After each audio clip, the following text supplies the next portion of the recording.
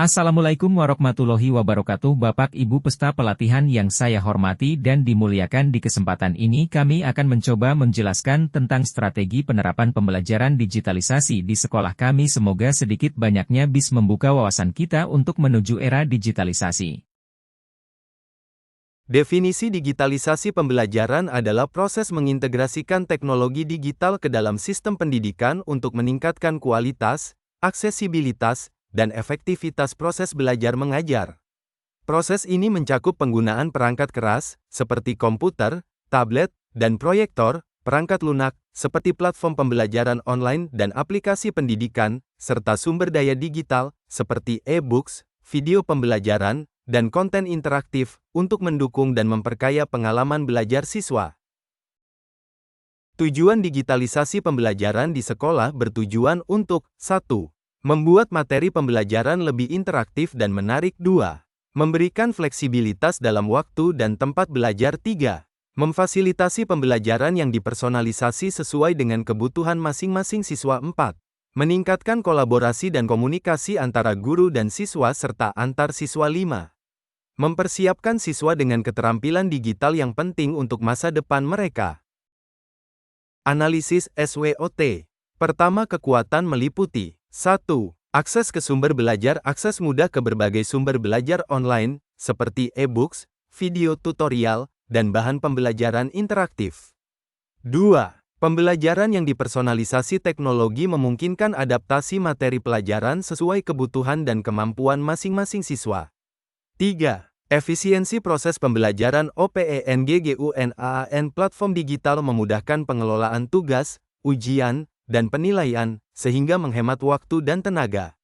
4. Interaktivitas dan keterlibatan. Konten digital seringkali lebih interaktif dan menarik, meningkatkan motivasi dan keterlibatan siswa dalam belajar. 5. Kolaborasi dan komunikasi yang lebih baik. Alat kolaborasi online memudahkan kerja kelompok dan komunikasi antara guru dan siswa di luar jam pelajaran. Kedua kelemahan diantaranya. 1. Kesenjangan digital. Tidak semua siswa memiliki akses yang sama ke perangkat dan internet, menciptakan ketidaksetaraan dalam pembelajaran. 2. Keterbatasan keterampilan teknologi. Baik guru maupun siswa mungkin kurang terbiasa atau tidak memiliki keterampilan yang cukup untuk memanfaatkan teknologi secara efektif. 3. Biaya implementasi. Investasi awal untuk perangkat keras, perangkat lunak, dan infrastruktur internet bisa sangat tinggi.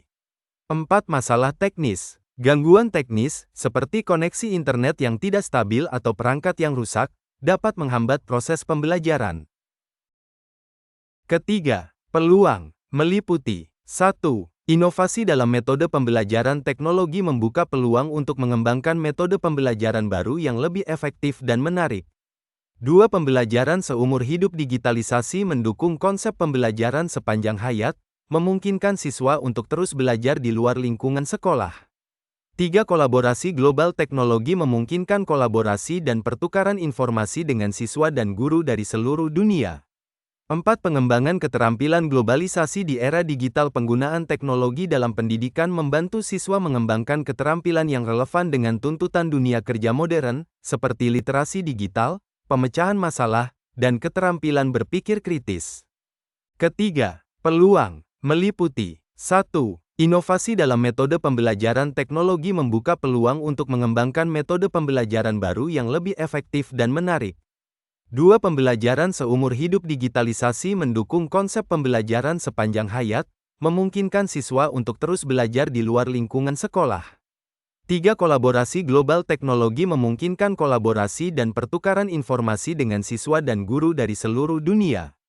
4. Pengembangan keterampilan. Globalisasi di era digital. Penggunaan teknologi dalam pendidikan membantu siswa mengembangkan keterampilan yang relevan dengan tuntutan dunia kerja modern, seperti literasi digital, pemecahan masalah, dan keterampilan berpikir kritis. Keempat, ancaman. 1. Keamanan dan privasi data. Risiko kebocoran data dan pelanggaran privasi meningkat dengan penggunaan teknologi digital.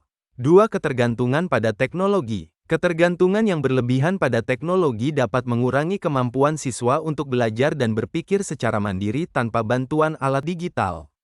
3. Resistensi terhadap perubahan. Sebagian guru, siswa, dan orang tua mungkin menolak atau lambat beradaptasi dengan perubahan teknologi dalam pembelajaran. 4. Disparitas sosial ekonomi. Kesenjangan akses teknologi dapat memperburuk disparitas sosial ekonomi di antara siswa, mengakibatkan ketidakadilan dalam kesempatan belajar. Tujuan SMART. 1. Spesifik. Mengintegrasikan platform pembelajaran online di semua mata pelajaran untuk kelas tinggi 4, 5 dan 6. 2. Terukur. Mencapai peningkatan 25% dalam tingkat kelulusan ujian akhir semester dalam 1 tahun, melihat dari tahun kelulusan tahun sebelumnya. 3. Dapat dicapai. Melatih 100% guru dalam penggunaan Google Classroom baik online maupun belajar yang dilaksanakan melalui KKG. 4. Relevan. Meningkatkan literasi digital siswa agar mereka lebih siap menghadapi dunia kerja di masa depan. 5. Berbatas waktu. Mengimplementasikan digitalisasi pembelajaran secara penuh di semua kelas dalam waktu 2 tahun. Langkah-langkah aksi, sesuai yang terdapat pada kolom di antaranya. Langkah awal, penanggung jawab, TAGET dan batas waktu. Contoh, langkah awal pengadaan, infrastruktur dan perangkat. Penanggung jawab tim IT dan administrasi sekolah, OP. Target memasang Wi-Fi yang kuat di seluruh area sekolah, dan membeli dan menginstal perangkat keras dan perangkat lunak yang diperlukan.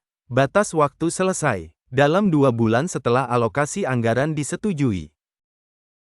Sumber daya. Pertama, guru dan staf pengajar memiliki keterampilan dan pengetahuan tentang penggunaan teknologi dalam pembelajaran untuk mendampingi siswa dalam menggunakan teknologi.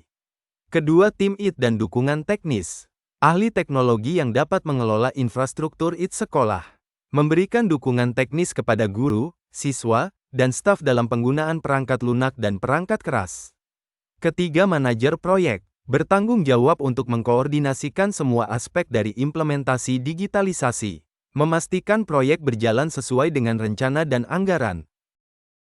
Sumber daya keuangan. 1. Anggaran pembelian perangkat keras dan lunak. Dana untuk membeli komputer, laptop, tablet, proyektor, dan perangkat jaringan dari dana BOS. Lisensi perangkat lunak untuk platform pembelajaran online dan aplikasi pendidikan. 2. Biaya pelatihan. Dana untuk pelatihan intensif bagi guru dan staf mengenai penggunaan teknologi digital. Workshop dan seminar untuk meningkatkan keterampilan teknis dan penggunaan platform. 3. Biaya pemeliharaan dan dukungan. Anggaran untuk pemeliharaan perangkat keras dan lunak. Biaya untuk tim dukungan teknis yang siap membantu dalam menangani masalah teknis sehari-hari. 4. Peralatan dan infrastruktur. 1. Komputer, laptop, tablet, proyektor, dan perangkat jaringan yang diperlukan untuk setiap kelas dan staf administrasi. 2. Printer, SCANNER, dan perangkat keras lainnya untuk administrasi sekolah.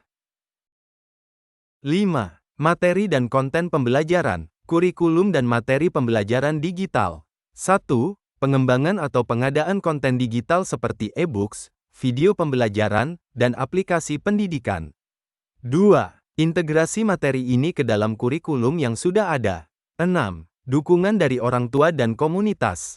Keterlibatan orang tua. 1.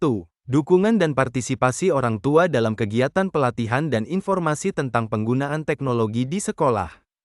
2. Kolaborasi dengan komunitas lokal dan potensi donatur untuk mendukung pengadaan perangkat dan pelatihan. Indikator keberhasilan. A. Partisipasi dan keterlibatan guru. Persentase guru yang telah mengikuti pelatihan tentang penggunaan teknologi dalam pembelajaran. Tingkat keaktifan guru dalam memanfaatkan platform pembelajaran digital dalam pengajaran mereka. B. Kesiapan infrastruktur teknologi. Kecepatan dan ketersediaan jaringan Wi-Fi di seluruh area sekolah. Jumlah dan kondisi perangkat keras yang tersedia untuk pengajaran dan pembelajaran. C. Penggunaan platform pembelajaran digital. Tingkat penggunaan platform seperti Google Classroom, Microsoft Teams, atau platform lainnya oleh guru dan siswa. Frekuensi posting dan interaksi yang terjadi di dalam platform oleh siswa dan guru.